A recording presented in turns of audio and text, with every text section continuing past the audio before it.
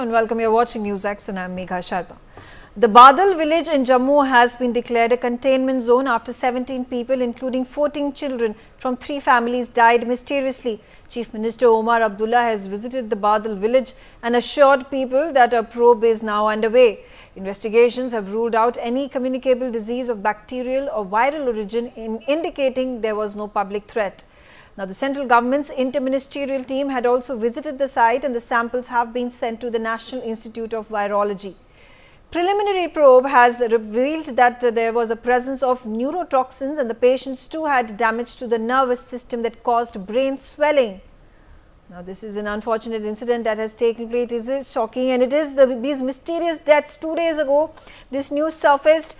After 2 days, 48 hours, the government has made it a containment zone. What are the next steps that are going to have to be taken by the health ministry, by the health department over there?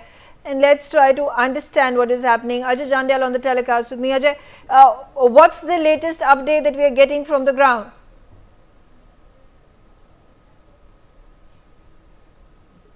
See, Megha, what we have seen that in last more than 40 days, 17 people have lost their life, and after 17 deaths, there was no patient in that hospital. But unfortunately, at that time when 17th death took place, some locals, family members, and even administration were saying that thank God there is no patient in the hospital, and those who were ill, no doubt that they have died, they have lost their life, but they were feeling a little better. But after yesterday, this one of a case came in the Rajouri hospital when one 25-year-old boy, he went ill with the same symptoms of vomiting, temperature, fever, high fever, and headache.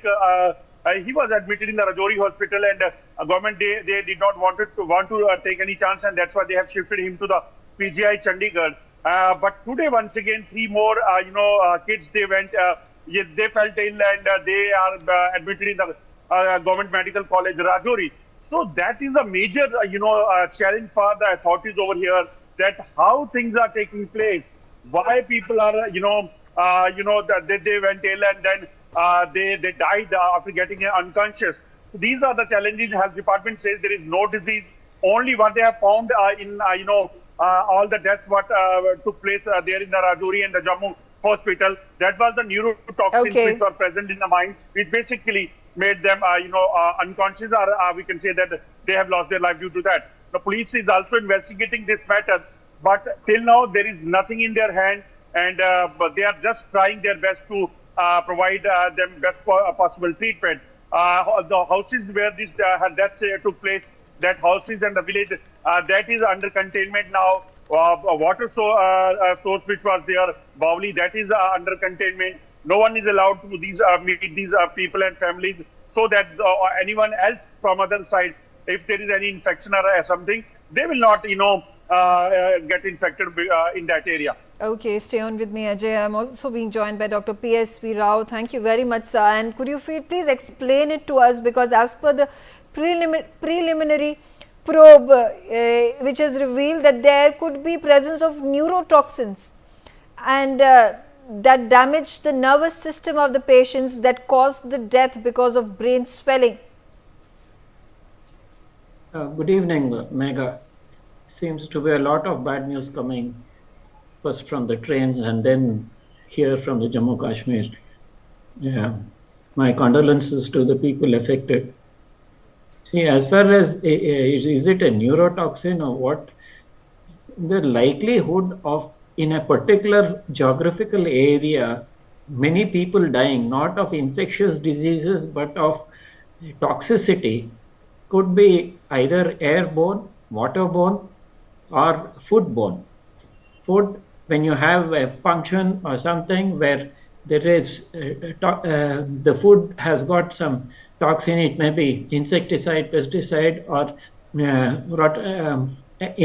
contaminated food, you can have all the people in that area affected. Same way with water contamination, things can cause that.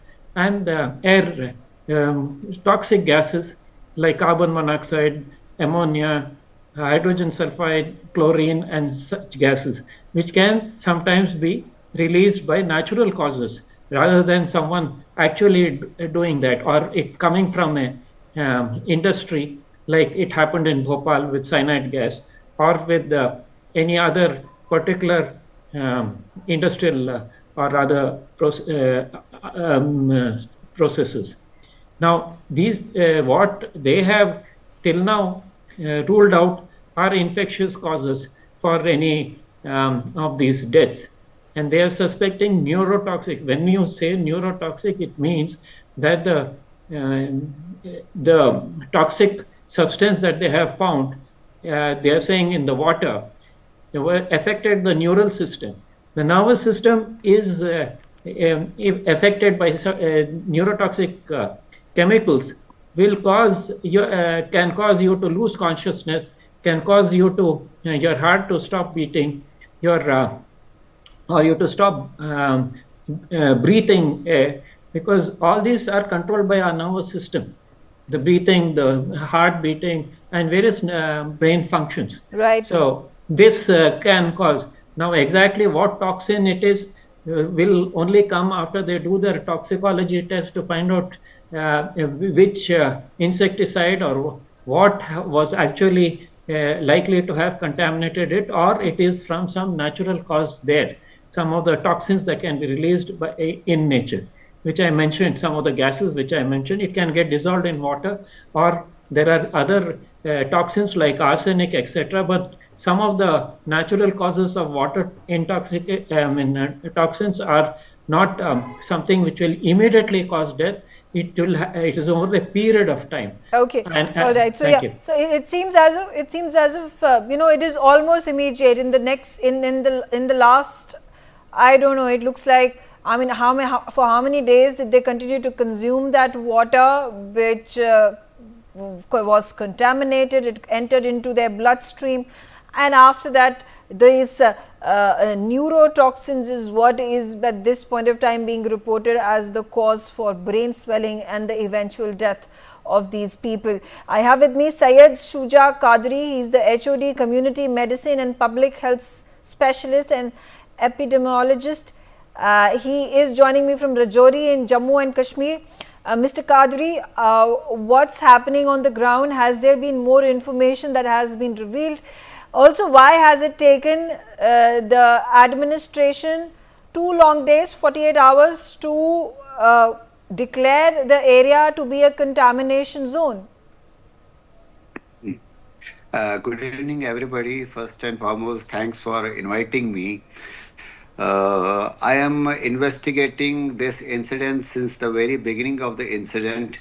So first, let me clarify. Earlier, when it started, the whole event started from the first week of December.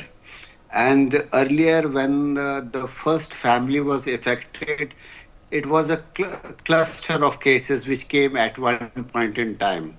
At that time, we thought of maybe because they had just had a feast one day back, so we attributed all these events to the outbreak of typical outbreak of a food poisoning.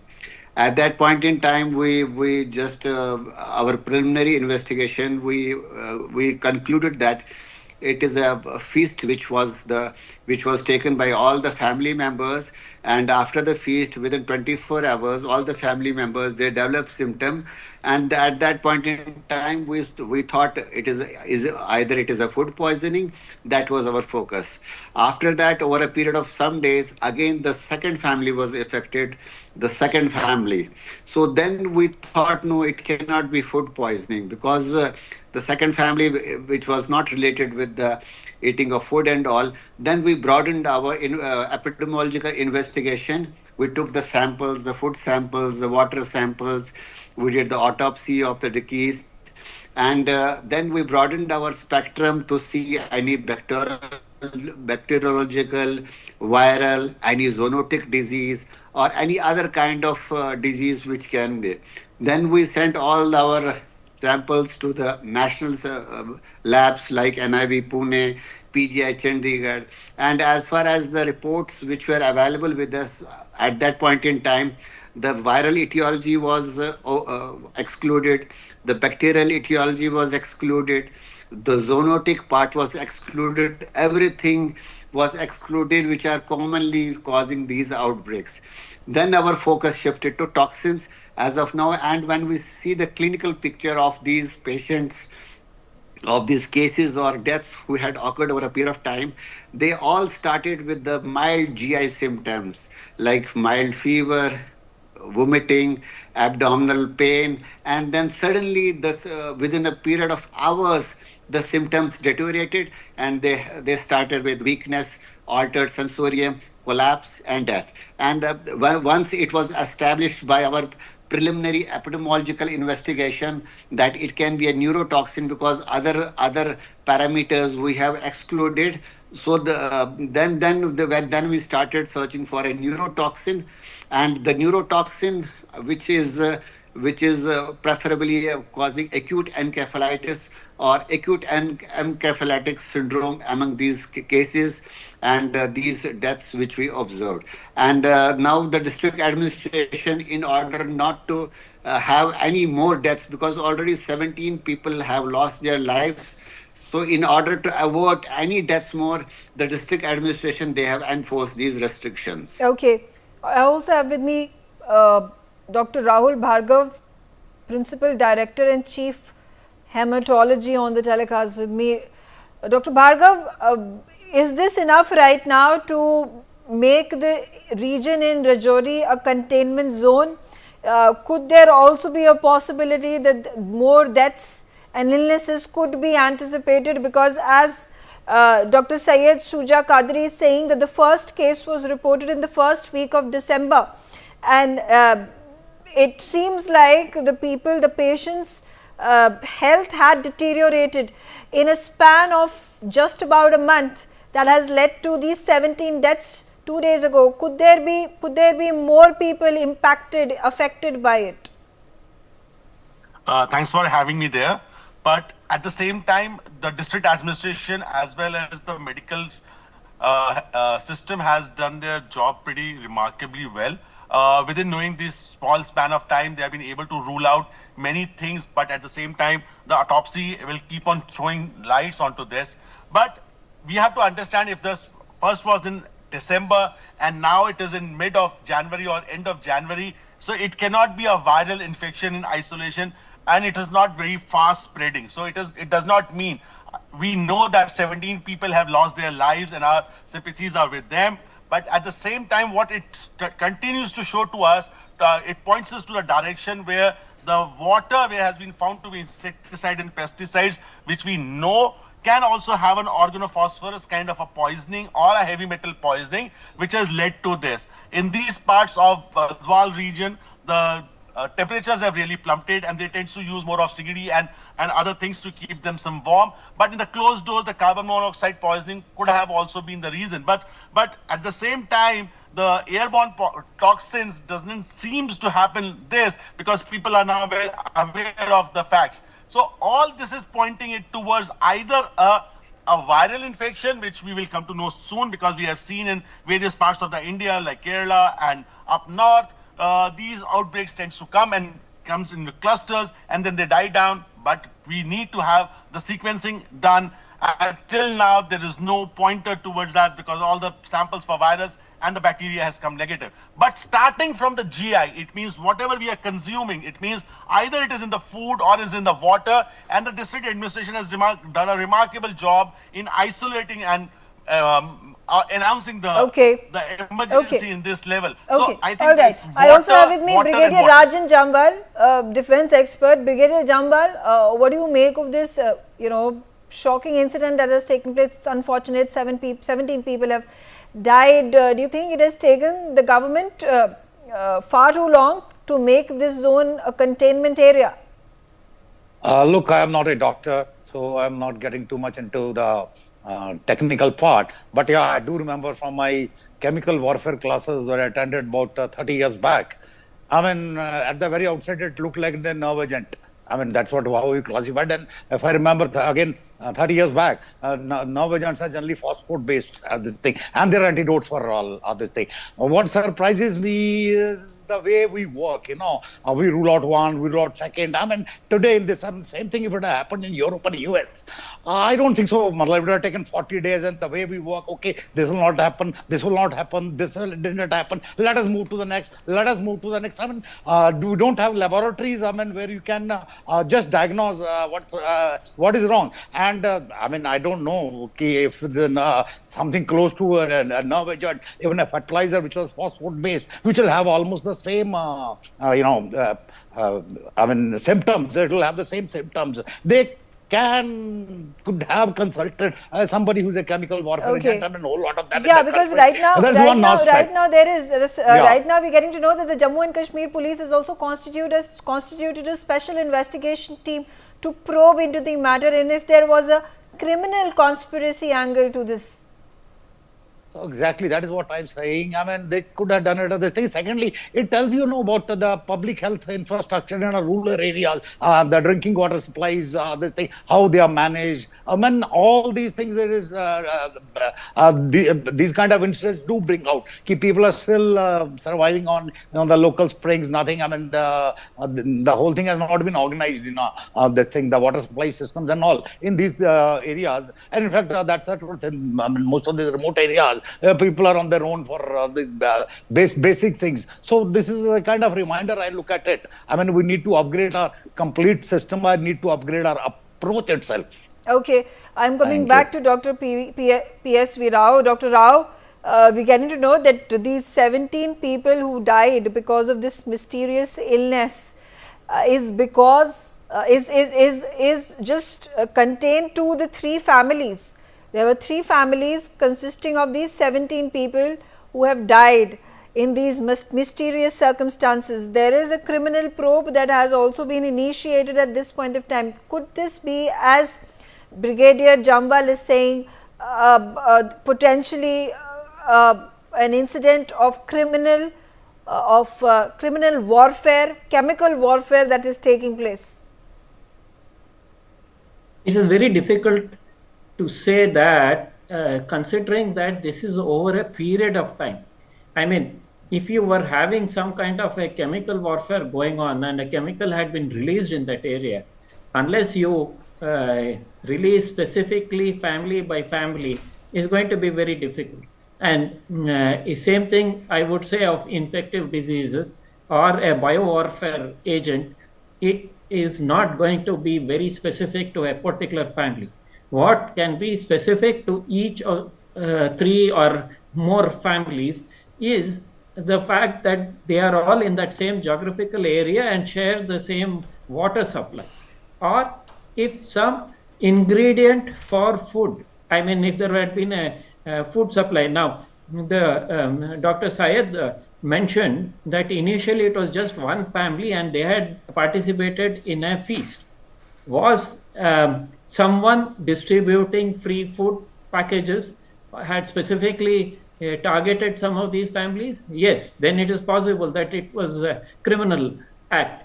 But if these 3 and Dr. Syed also mentioned that 2 of the families were totally unconnected. They had no connection with each other. Yeah. So it is. But also we getting to know, were they living close by? Why is it that there are only these small cluster of 3 families that were impacted by it? There are 17 members of these families died, which maybe we can rule out that there was contamination in the water, maybe rule out contamination in the food that they were consuming. Syed Qadri, what do you have to say? Are we getting to understand? Is there any information available whether these families were living next to each other? Actually, they are not living next to each other. The distance between all the 3 clusters of cases is around 1 or 2 kilometers. The distance between, if we see the incidents in the 3 houses, they are not adjacent to each other. They are 1 or 2 kilometers apart from each other. So the other thing which how is it that these family members of these 3 families were the only ones that were impacted? That's the question that arises. Yes. So what is our preliminary at the grassroots level? What we concluded that based on the predominance of the neurological features in the symptomatology of the patients. One thing here we have to understand, even though they are the three different, we can label them as three different incidents, but the symptomatology, the symptoms, the course of illness is somewhat similar among all the 16, 17 people who have died. And the other thing is that the based on our preliminary epidemiological diagnosis, we have diagnosed it's probably a neurotoxin which is primarily of food origin, which is affecting the brain and causing somewhat kind of acute encephalitis syndrome. And especially it is affecting the younger children and the elderly with immunocompromised health status. Okay. So as we know, toxin maybe it is a preliminary investigation for us because I am the first investigating officer. Okay. Okay. Toxin may be apparent. Right, absolutely. Okay, thank you. Thank you very much, Syed Qadri, for giving us that information. Again, the question arises is how did these toxins enter into the bloodstreams of these 17 people? Only 3 families whose members died of this mysterious illness or mysterious circumstance. Questions are galore. We do not have the answers. We will be able to know that as there are going to be days that are going to be passed. The days that are going to pass, there is a SIT probe that at this point of time has been initiated. There are more people who are at this point of time at the hospitals and facing similar symptoms, sweating, fever, vomiting, all these symptoms have been reported by some of these people within that containment zone who had been the target of this mysterious